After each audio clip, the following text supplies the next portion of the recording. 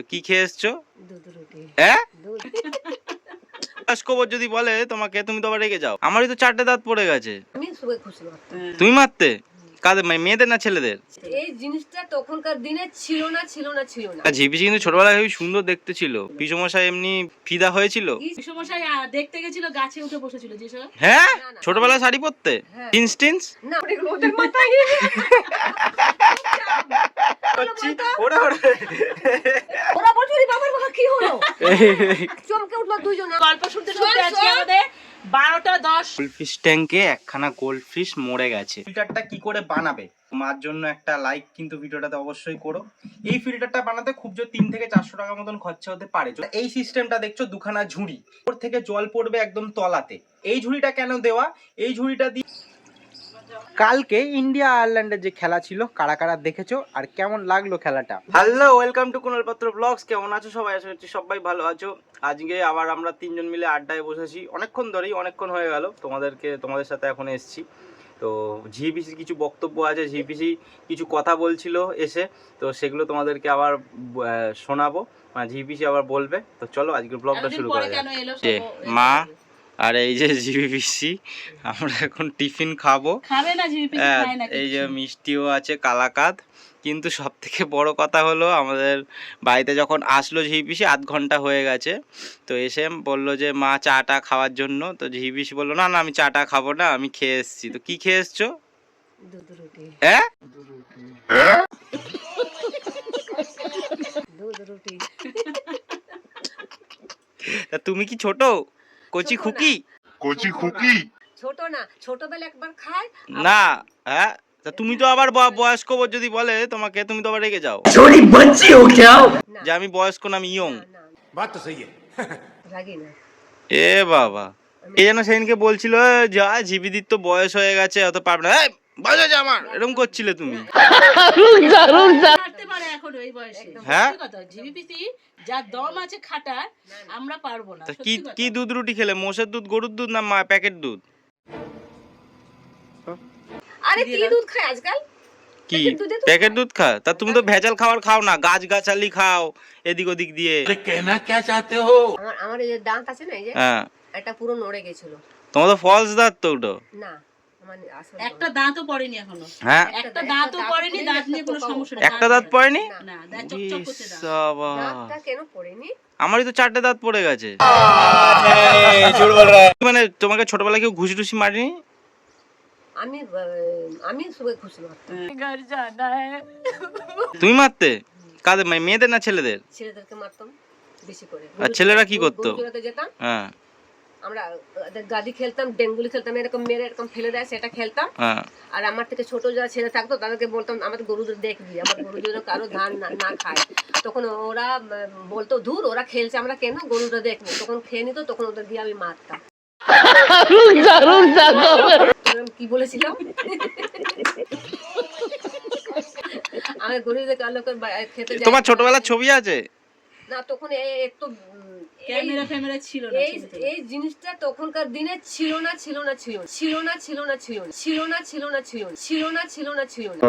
ঝিপিঝি কিন্তু ছোটবেলায় খুবই সুন্দর দেখতে ছিল, নয়তো পিসমশাই এমনি ফিদা হয়েছিল। পিসমশাই কিছু গান টান গিয়েছিল তোমার জন্য? আমরা পিসমশাই দেখতে গেছিল, গাছে উঠে বসেছিল যে সব। হ্যাঁ, ও ভাই মারো, মুঝে মারো। না, গাছে উঠে বসেনি, দেখতে যারা তখন বসেনি। কোন গাছে উঠেছিলে?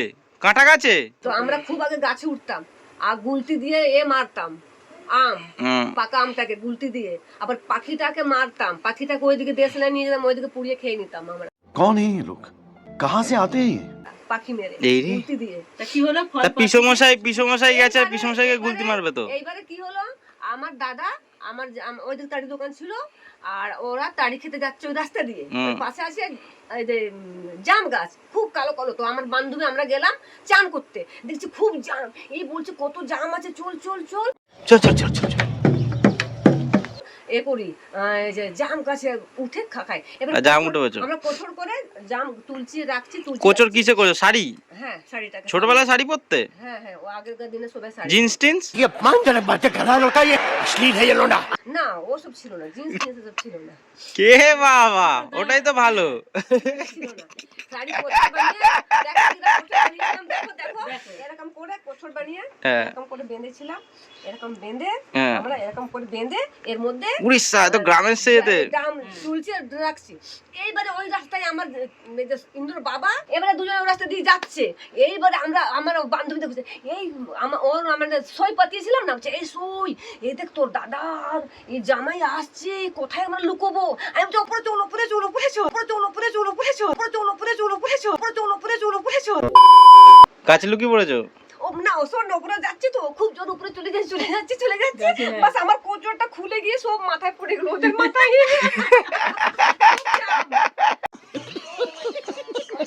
তোমার তখন কত বয়স ছিল?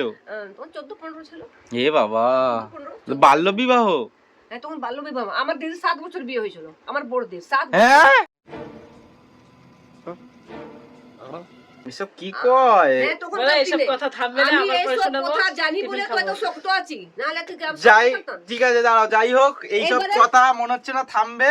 তো যাই হোক শোন, আমরা শোন, টিফিন শোন। খেয়ে নি, আজকে আলোচনা এই, এখানেই তো শেষ কি হলো করছি। বলতো? ওরে ওরে দিদির গল্প শুনতে শুনতে শোন, আজকে শোন। আমাদের 12টা 10 বেজে গেছে, আমরা এই টিফিন ছেলে, খাওয়া হয়নি। হ্যাঁ। রানাঘাট লোকাল আমি বিয়ে করে এসেছি। যা কি বলবি গল্প তুই? শেষ করতে দিচ্ছে না, আমাদের কথাই বলতে দিচ্ছে না জিবিদি আজকে। রানাঘাট লোকালে আমরা কিনেছে। হ্যাঁ বিয়ে করে? হ্যাঁ আবার হাঁটতে হাঁটতে খড়দা। ঠিক আছে। সালা ये दुख का खत्म नहीं होता बे। বেশ হাসি মজা আড্ডা দিলাম, কিন্তু এবার আসি ভিডিওর আসল টপিকে। আজকে যা গরম, প্রথম কথা ইচ্ছাই করছে না যে কিছু করি, কিন্তু করতে হবে। কারণ আগের দিন দেখি আমার এই গোল্ডফিশ ট্যাঙ্কে একখানা গোল্ডফিশ মরে গেছে। আমি তো বুঝতে পারলাম না যে কি ব্যাপার হলো। কারণ আশা করি বুঝতে পারছো জলটা কতটা পরিমাণ ক্লিয়ার।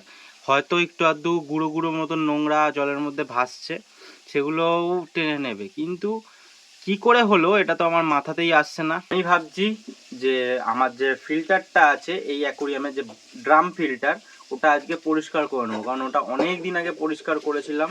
আর যারা নতুন আছো চ্যানেলে, যারা মাছের সম্বন্ধে জানতে চাও, মাছ ভালোবাসো, তাদের একটা নলেজও হবে যে কিভাবে ড্রাম ফিল্টারটা বানিয়েছিলাম। পরিষ্কার করলেই তোমরা দেখতে পাবে, তো সেটা তোমাদেরকে দেখাবো। আমার মনে হয় মাছটা একটু বেশিই খেয়ে নিয়েছিল, আর এতটা হট করে আবার গরম পড়েছে, সেই জন্যই মরে গেল। ড্রাম ফিল্টারটা কিন্তু এখনো পরিষ্কার আছে, মানে এখনো যদি আমি 15 দিন না পরিষ্কার করি কোনো অসুবিধা হবে না, কিন্তু যেহেতু মরে গেল সেজন্য ভাবছি না একবার পরিষ্কার করেই নিই। আর ড্রাম ফিল্টারটা পরিষ্কার করার 2 দিন বাদে আবার এই জলটা পরিষ্কার করব। ফিল্টারটা নামানো হয়ে গেছে, এবার তোমাদের দেখাই যে কতটা পরিমাণ নোংরা টানে এই ফিল্টারটায়। পুরো ক্যানিস্টার ফিল্টারের মতন কাজ করে। তুমি ড্রামটা দেখাই তোমাদের, দেখো কতটা পরিমাণ নোংরা থিতিয়ে গেছে বলে যে বুঝতে পারছো না হয়তো, দেখো কতটা পরিমাণ নোংরা। এইবার দেখাচ্ছি হচ্ছে এইগুলো, দেখো যেমন ক্যানিস্টার ফিল্টারে কাজ করে তেমনই কিন্তু এটাতেও কাজ করে। অনেকেই দেখবে ক্যানিস্টার ফিল্টার কেনে 7,000, 8,000, 10,000, 12,000 টাকা দিয়ে। তো আমি বলবো এগুলো দেখতে খারাপ লাগে অ্যাকোরিয়ামের পাশে, কিন্তু যদি তুমি ছোট মানে একটু বড় অ্যাকোরিয়াম হয়, 5 ফুটের 6 ফুটের অ্যাকোরিয়াম, এই ফিল্টার একদম বেস্ট।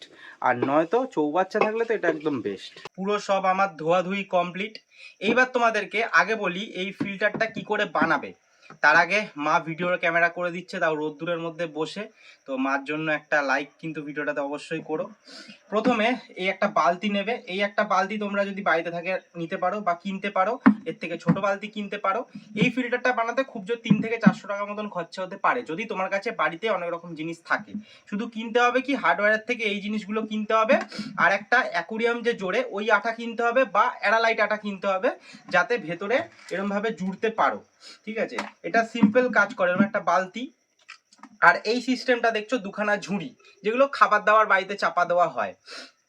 এই যে ঝুড়িটা দিয়েছি, এই যে পাইপটা, এই ওপর থেকে জল পড়বে একদম তলাতে, দিয়ে ফিল্টার হয়ে হয়ে ওপরে জলটা আসবে, ওপর থেকে এই জলটা নিচে যাবে। এটা হচ্ছে সিস্টেম। এবার এই ঝুড়িটা কেন দেওয়া, এই ঝুড়িটা দিয়ে যাতে একটা জায়গা, একটা স্পেস পায়, নয়তো তো ওভারফ্লো হয়ে যাবে। যদি একদম এই পাইপ থেকে জল নামে সঙ্গে সঙ্গে যদি কাছাকাছিতেই যদি সব মিডিয়াগুলো থাকে, সেই জন্য একটা স্পেস পাচ্ছে, এতটা জায়গা ওভারফ্লো হবে না। এই যে ঝুড়িটা আমি প্লেনের মধ্যে বসিলাম, আর এই ঝুড়িটার মধ্যে এই যে এইগুলোর তলাতে যে এই যে পাথরগুলো আছে, এর মধ্যে তুমি ঝামারক দিতে পারো বা হচ্ছে সেরামিক রিং দিতে পারো, তাহলে আরো বেশি কাজ করবে। আমি দেখাচ্ছি একদম লো বাজেটে, যাতে তোমাদের বাড়িতেই হয়ে যায়। একদম যে নর্মাল যে কনস্ট্রাকশন হয় যে আমাদের বালি, ওই বালির পাথর এর মধ্যে আমি দিয়েছি। ওই বালির পাথর দিলেও হবে, তাতেও কাজ করবে। আর আমার এত বড় জায়গায় দেখছো তো কেমন ভাবে ফিল্টার করছে জল, তো সেই জন্য কোনো অসুবিধা হয় না। আর কি হবে, আমি এটা সব রেডি করছি, তার আগে তোমাদেরকে জাস্ট বলে দিচ্ছি অল্প অল্প করে, কারণ আমার চ্যানেলে সব কিছু পাবে তোমরা A to Z, তোমাদের কোনো অসুবিধা হবে না। বাড়ির যা কাজকর্ম সেটাও দেখতে পাবে। বাড়িতে যদি তোমরা শখের অ্যাকোরিয়াম পুষতে চাও বা অ্যাকোরিয়াম করতে চাও, সেই জন্য আমি সব হেল্প করে দেবো। আর দেখো এই যে পুরোনো বাড়িতে তোমরা মশারি তো সবার বাড়িতেই আছে, যদি তেমন মনে হয় একখানা কেটে নেবে, কেটে নিয়ে বলবে একটা মশারি নতুন কিনে নিয়ে আসি, তাহলেই হবে। অনেকদিন পুরনো হয়ে গেছে, মশারিটা কেটে দিয়ে এটা আমি ব্যবহার করি, একটা নতুন মশারি কিনে নিয়ে চলে আসবো। আর সবসময় মশারিটা একদম বড় তার মধ্যে দিয়ে দেবে না, ছোট ছোট টুকরো করে দিতে হয়, তাহলে জিনিসটা কি এরকম ভাবে থাকবে, তাহলে বেশি ক্লিয়ার হয় জলটা। আর আমি অনেক দিন আগে কিনেছিলাম স্পঞ্জটা তোমরা দিতেও পারো বা নাও দিতে পারো। স্পঞ্জটা দিলে কি একটু বেশি জলটা ক্লিয়ার হওয়ার সম্ভাবনা থাকে, ওই জন্য দেখো স্পঞ্জগুলোর অবস্থা কি হয়েছে, মানে তুলোর মতন স্পঞ্জ। আর একটা হার্ড স্পঞ্জ পাওয়া যায়, ওই হার্ড স্পঞ্জটা তোমরা কিনতে পারো। এ দেখো এটার কি অবস্থা হয়েছে, কিন্তু এটাতে কাজ করে। তো এইবার হচ্ছে ওই ঝুড়িটার মধ্যে পাথর দেব, তারপরে মশারির জাল দেব, তারপরে স্পঞ্জ দেব, তারপরে আবার মশারির জাল দেব, তারপরে এই দেখো জালের মধ্যে আবার পাথর ভরা রয়েছে, এগুলোকে ওপরে দিয়ে দেবো, তাহলেই আমার ফিল্টার রেডি। তো এরকম যদি বড় বাড়িতে চৌবাচ্চা থাকে বা বড় জায়গা থাকে, এরকম কিন্তু বানিয়ে নিও। ক্যানিস্টার ফিল্টার ওই 10,000 টাকা, 7,000 টাকা, 5,000 টাকা খরচা করার কোনো দরকারই নেই। 3 থেকে 400 টাকার মধ্যে তোমার একদম রেডি হয়ে যাবে। আর একটা সুন্দর জিনিস তোমাদেরকে দেখাই, আমি এখানে কাজ করছিলাম, আমার গরম লাগছে বলে মা পাখা নিয়ে এসে এখানে চালিয়ে দিয়েছে যাতে আমার গরম না লাগে, আর কিছুটা মা হেল্পও করে দিল, ওই যে আসছে। আর আরেকটা জিনিস তোমাদের দেখাই, দেখো এই যে এই ঝুড়িটার মধ্যে পাথর দেওয়া কমপ্লিট হয়ে গেছে, আর সাইডে সাইডে মশারির জালও দিয়ে দিয়েছি। এবার এই যে নীল এই যে মশারির জালগুলো রয়েছে, এগুলো একটু শক্ত মতন, আর ফুটোগুলো একদম ছোট ছোট, সেই জন্য এইগুলোকে এবার ওপরে ওপরে দেব। স্পঞ্জটা দিলাম একদম ওপরে, জাস্ট অল্প একটুখানি, দেখো এইটা থেকে বাকি আছে, ওভারফ্লো বলছি মানে আউটলাইনটা থেকে বাকি আছে, দিলাম। কারণ স্পঞ্জে পুরো নোংরাটাই টেনে নেবে, কারণ স্পঞ্জটা যদি আমি নিচে দিই তাহলে অল্প কদিনের মধ্যেই আমাকে ড্রামটা পরিষ্কার করতে হবে। এইবার চলো এটাকে তুলে দিই আবার নিজের জায়গাতে। এরকম শুকনো পুরো ভরেই তুলছি, কারণ হচ্ছে এই তো এইখানটা জায়গাটা সরু, পরে অসুবিধা হবে ওই জন্য। আর তার মধ্যে এখানেও রিক্সে পা দিয়ে একদম সরু মতন জায়গায় পা দেওয়ার জায়গাটা, দেখো বালতিটা অনেকদিন হয়ে গেছে তো, দেখো এইখানে দেখো জায়গাগুলো ভেঙে গেছে। এবার এইখানটা কাজে লাগবে না, কারণ হচ্ছে জল এইখান থেকে এই লাইন দিয়ে আসবে, তো সেই জন্য এই ওপরটা কাজে লাগবে না। যাই হোক, হ্যাঁ দাঁড়া আসছি হয়ে গেছে, বন্ধু বান্ধব চলে এসছে। এখন আপাতত এটা থাকুক, আমি লাইনটাকে আটকে দিয়ে যাচ্ছি কারণ পাম্পটা বন্ধ আছে। তারপরে আবার আরেকটা জিনিস করব, এখানে দেখাচ্ছি তোমাদেরকে, কিন্তু আগে চানটা করে আসি। কৌশিক চলে এসছে, মানে চাপাতা। বলেছিলাম যে ড্রাম ফিল্টারটার এখনো কাজ বাকি আছে, স্নান করে এসে করব। তো স্নান খাওয়া দাওয়া তো হয়ে গেল, কিন্তু একটা না দুটো কাজ আছে। একটা কাজ আমি করে দিয়েছি, এই যে এই দড়ি দিয়ে এই পাইপটাকে বাঁধা, নয়তো অনেক সময় পাইপটা খুলে যেতে পারে, আর খুলে গেলেই যদি একবার বাইরে কোনো জায়গায় পড়ে যায়, এখান থেকে জল কমে যাবে আর সব জায়গায় জল ভরে যাবে। কিন্তু আরেকটা যে কাজ আছে, এই যে এইখান থেকে দেখছো এই যে এই দেখো জল পড়ছে, এই জলটা কেন পড়ছে এখান থেকে বুঝতে পারছি না, এই জায়গাটা দিয়ে মনে হয় বেরোচ্ছে। তো এটাকে ঠিকঠাক করব, কিন্তু সেটা আজকে না, আজকে এতটা পরিমাণ গরম পারছি না, মানে পাখার ছাড়া থাকতেই পাচ্ছি না। তো সেই জন্য আজকে আর করব না, অন্যদিন বা কালকে তোমাদেরকে দেখাবো খুনি। আজকে চলো এই মাছটার একটা ভিডিও নেওয়ার চেষ্টা করি, মানে খাবে এরকম। এই মাছটা গঙ্গার, আবার নিয়েও এসছি অনেক দিন, এবার যদি না খায় তাহলে তো মাছটা মরে যাবে। কিন্তু আগের দিন দেখছিলাম মাছটার পেটটা ফোলা, মানে কেঁচো যে দিচ্ছি খেয়ে নিচ্ছে, কিন্তু সেটা নিজের চোখে দেখিনি, সেই জন্য আজকে ফোনটা রেখে দিয়ে গেছিলাম, দেখছি যে হ্যাঁ বেটা খাচ্ছে। কেমন লাগলো? অনেক দিন ধরে ইচ্ছে ছিল যে মাছটা যে ফিডিং নিচ্ছে ওটা আমারও দেখার আর তোমাদেরকেও দেখানোর, সেটা আজকে পূরণ হলো। কিন্তু কালকে ইন্ডিয়া আয়ারল্যান্ডের যে খেলা ছিল, কারা কারা দেখেছো আর কেমন লাগলো খেলাটা?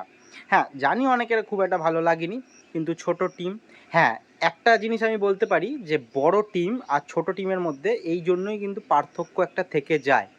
কেন বলছি, আয়ারল্যান্ডের যখন উইকেট পড়ে যাচ্ছে, যখন খেলতে পারছে না, তখনও কিন্তু ওদের প্লেয়াররা যখন নামছে, নেমেই মারার চেষ্টা করছে, তখনও কিন্তু একটা প্লেয়ার ওরা যে ধরে খেলাটাকে কিছুক্ষণ খেলবে, ওভার তো বাকি ছিল, খেলবে একটুখানি, ওরকম কোনো প্লেয়ারকে আমি দেখলাম না। যে আসছে মারার চেষ্টা করছে। সেখানে কিন্তু ইন্ডিয়া হোক বা বড় বড় যে কোনো টিম হোক না কেন, যদি উইকেট পড়ে যায় এতগুলো, তাহলে কিন্তু দুজন পার্টনারশিপ বিল্ড করার চেষ্টা করে। যাই হোক, আমরা এতেই খুশি। কিন্তু ভিডিওটা দেখে তোমাদের কেমন লাগলো বা তোমরা কতটা খুশি হলে সেটা যদি কমেন্ট করে জানাও, তবেই আমি বুঝতে পারবো। তাহলে ঝটপট করে দেরি না করে কমেন্ট করে জানিয়ে দাও যে ভিডিওটা কেমন লাগলো। হ্যাঁ, লাইক করতেও কিন্তু ভুলো না। এখনের জন্য টাটা সবাইকে।